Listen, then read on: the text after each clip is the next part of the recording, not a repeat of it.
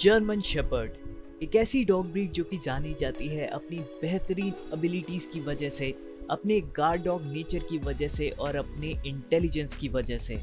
Hey guys, welcome to the ultimate channel. मेरा नाम है आदित्य और आप सभी का स्वागत है हमारे best of the dog breed की सीरीज में, जिसके आज के इस एपिसोड में हम बात करने वाले हैं one and only German shepherd के बारे में।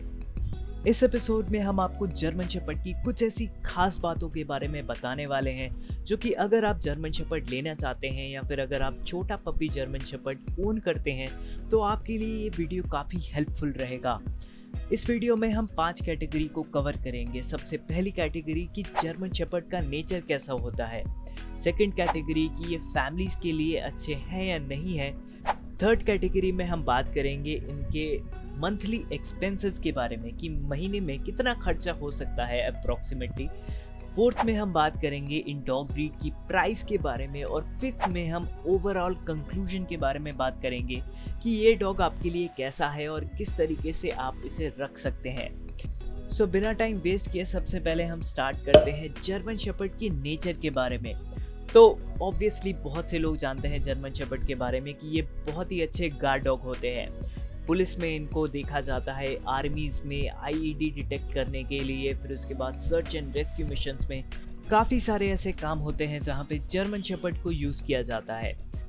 तो सबसे पहले हम बात कर लेते हैं कुछ ऐसे पॉइंट्स के बारे में जो कि इम्पॉर्टेंट है। सबसे पहला पॉइंट, जर्मन शेपर्ड एक one of the best guard dogs में से एक है और इनको एक रिस्पॉन्सिबल ओनर की ज़रूरत होती है। कोई भी बंदा ऐसा नहीं है कि जो मर्जी डॉग आया रख लिया, उसको संभालना भी आना चाहिए। और जर्मन शेपर्ड के साथ भी ऐसा है, ये लैब्राडोर डॉग जैसे फ्रेंडली नहीं होते, ये गोल्डन रिट्रीवर जैसे एकदम मस्त मिजाज के नहीं होते हैं कि किसी के साथ भी घुल मिल गए।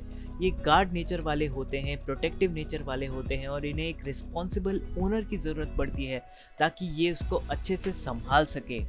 सो अगर आप एक ऐसा डॉग ढूंढ रहे हैं जो कि आपके घर में एज अ गार्ड डॉग की तरह रह सके और वॉच डॉग वाली जो एबिलिटीज़ है उसमें हो, फैमिली के लिए प्रोटेक्टिव हो, आप उसको अच्छे से ट्रेनिंग दे सके और काफ़ी सारी ऐसी चीज़ें हैं जर्मन शेपर्ड के साथ जिसको आगे पॉइंट में मैं कवर करूँगा, तो जर्मन शेपर्ड आप लेने का सोच सकते हैं।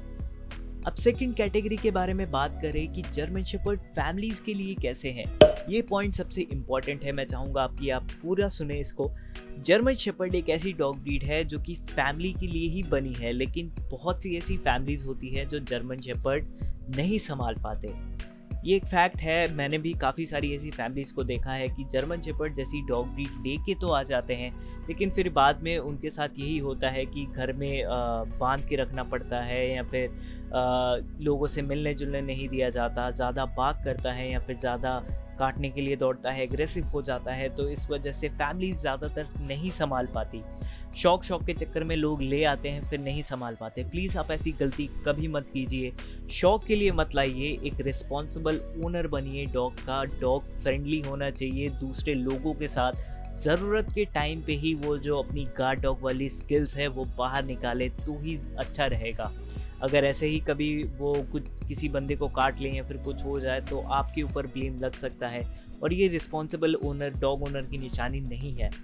तो जब भी आप जर्मन शेपर्ड ले, मेक श्योर आप इस कुछ चीज़ें हैं जो कि मैं बताना चाहूँगा उसका ध्यान रख ले कि जर्मन शेपर्ड को टाइम देना पड़ेगा।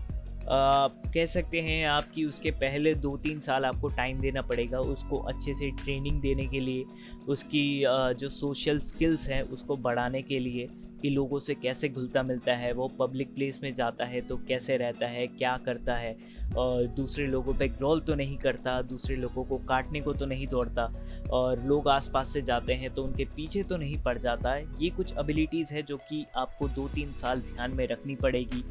आपको उसे ओबीडियंस ट्रेनिंग देनी पड़ेगी। ट्रेनिंग भी अलग अलग टाइप की होती है, तो ओबीडियंस ट्रेनिंग देनी पड़ेगी जिसमें आपकी बातें जो है वो मानता है, क्या करता है। मतलब ओबीडियंस ट्रेनिंग में ये नहीं आता कि हैंड चेक कर लो, इधर से कूद जाओ, उधर से कूद जाओ। मतलब ये होता है कि सिट बोला तो सिट रहो, स्टे बोला तो स्टे रहो, इधर उधर भागो मत, काम डाउन बोला तो शांत हो जाओ। तो ये इसे कहते हैं ओबीडियंस ट्रेनिंग, जो कि जर्मन शेपर्ड जैसे डॉग ब्रीड के लिए, रॉटवाइलर, डॉबरमैन, इन जैसी डॉग ब्रीड के लिए ज़रूरी होता है। हालांकि मेरे पास जर्मन शेपर्ड तो कभी था नहीं, लेकिन मेरे पास बहुत से डॉग रहे हैं और मैं अपने एक्सपीरियंस के साथ ही शेयर कर रहा हूँ। ये चीज़ें मैंने धीरे धीरे बड़े होते होते सीखी है, तो आपके साथ इसलिए शेयर कर रहा हूँ ताकि आप ये गलतियाँ ना करें। तो जब भी आप जर्मन शेपर्ड लेने का सोच रहे हैं अभी या फिर कुछ टाइम बाद, तो ध्यान में रखिए कि उसे पहले काफ़ी ज़्यादा टाइम देना पड़ेगा आपको, वॉक के लिए, ट्रेनिंग के लिए, सोशलाइजेशन के लिए। तो काफ़ी सारी ऐसी चीज़ें हैं जो कि आपको ध्यान में रखना पड़ेगा। बाकी बच्चों के साथ, बड़ी फैमिलीज़ के साथ, या फिर घर में अगर बूढ़े हैं, एज लोगों के साथ, जर्मन शेपर्ड हर किसी के साथ अच्छी तरीके से घुल मिल जाते हैं, बट थोड़ा सा संभालने की ज़रूरत है। तो अब हम बात कर लेते हैं थर्ड कैटेगरी के बारे में कि इनका एवरेज मेंटेनेंस कॉस्ट कितना आता है। सो बेसिकली ये पर्सन टू पर्सन डिपेंड करता है कि कौन कितना खर्चा करना चाहता है, बट डिपेंड करता है कि आप उसको किस क्वालिटी का खाना देते हैं, किस टाइप के डाइट पे रखते हैं। वैक्सीनेशन वगैरह का आप लगा लीजिए, आराम से 2,500-3 हज़ार का खर्चा पड़ जाएगा 9 in 1 लगवाते हैं तो।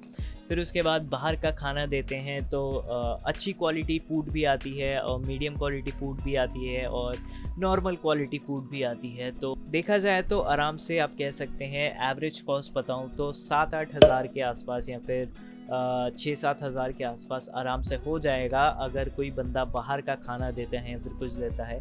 बट घर का खाना वगैरह देते हैं तो ध्यान रखिए कि सप्लीमेंट्स वगैरह देना काफ़ी इम्पॉर्टेंट है। स्किन एंड कोट के लिए हो गया, कैल्शियम हो गया, मल्टीविटामिन्स हो गया, फ़िश ऑयल अगर आप देना चाहें तो दे सकते हैं, मैं भी देता हूँ, तो फ़िश ऑयल हो गया। तो ऐसी काफ़ी सारी चीज़ें हैं जो कि आपको ऑनलाइन मिल जाएगी। मैंने कुछ चीज़ों के जो लिंक्स है वो डिस्क्रिप्शन में दिए हुए हैं, आप चाहे तो जाके चेकआउट कर सकते हैं। अब बात करते हैं हमारे फोर्थ कैटेगरी के बारे में कि जर्मन शेपर्ड का प्राइस कैसा है। प्राइस जो है जर्मन शेपर्ड का वो भी इनकी क्वालिटी के ऊपर डिपेंड करता है। अगर क्वालिटी ज़्यादा अच्छी होगी तो ऑब्वियसली प्राइस भी ज़्यादा अच्छा होगा, और अगर उसके पीछे चैम्पियन ब्लड लाइन का कोई नाम लग जाता है तो प्राइस हाई हो सकती है। बट नॉर्मल पेट क्वालिटी के बारे में बात करें तो आराम से आपको 14-15 हज़ार से लेके 20 या फिर 18,000 रुपीज़ तक में जर्मन शेपर्ड मिल जाएगा। उसके नीचे भी मिल सकता है, सपोज़ कीजिए आप 12,000 के आसपास मिल जाएगा, क्योंकि मेरे भी कुछ ऐसे जानकार में हैं जो कि सेल करते हैं 12,000 के आसपास, बस उनकी क्वालिटी उतनी ज़्यादा अच्छी नहीं होती। मैं प्रेफर करूँगा कि ये जो 14,000 से लेके 18-19 हज़ार तक की रेंज होती है, इसमें एक अच्छा खासा पेट क्वालिटी का हेवी बोन डॉग मिल जाता है। अब बात करते हैं हम ओवरऑल कंक्लूजन के बारे में कि है कैसी ये डॉग ब्रीड। बेसिकली देखा जाए, अगर आप सर्च कर रहे हैं एक लार्ज साइज़ का डॉग, अच्छा खासा गार्ड डॉग ढूंढ रहे हैं बेस्ट क्वालिटी का, तो जर्मन शेपर्ड से अच्छा कुछ है ही नहीं। बाकी ध्यान रखिए कि उसके मम्मी पापा जो है उससे भी आप मिल लीजिए, और हो सके तो जो ब्रीडर है उससे कहिए कि जर्मन शेपर्ड जो पपी है उसका मदर फादर कौन है, उनकी मेंटल कंडीशन देखिए, क्योंकि अगर मदर फादर जो है डॉग के, उसके मेंटल कंडीशन अच्छी नहीं होगी तो ऑब्वियसली पपी के ऊपर भी फ़र्क पड़ेगा। तो गार्ड डॉग अगर आप लेना चाहते हैं और अगर आप एक डॉग के ऊपर काफ़ी अच्छा इन्वेस्टमेंट करने के लिए रेडी हैं अपना टाइम का, तो ऑब्वियसली आप जर्मन शेपर्ड ले सकते हैं। बाकी ये one of the best dog breeds में से एक है। मैंने भी लेने का सोचा है, लेकिन देखते हैं अभी कब टाइम होता है। सो गाइज, यही था हमारा आज का एपिसोड जर्मन शेपर्ड के बारे में, best of the dog breed की सीरीज़ में। अगर आपको ये वीडियो पसंद आई तो नीचे लाइक का बटन ज़रूर दबा देना, और अगर आप चैनल पे नए हैं तो सब्सक्राइब कीजिए हमारे चैनल को, तो कि हमारे आगे आने वाली वीडियोस आप तक सबसे पहले पहुँचे। मैं मिलता हूँ आपसे अगले एपिसोड में, तब तक के लिए टेक केयर, बाय बाय।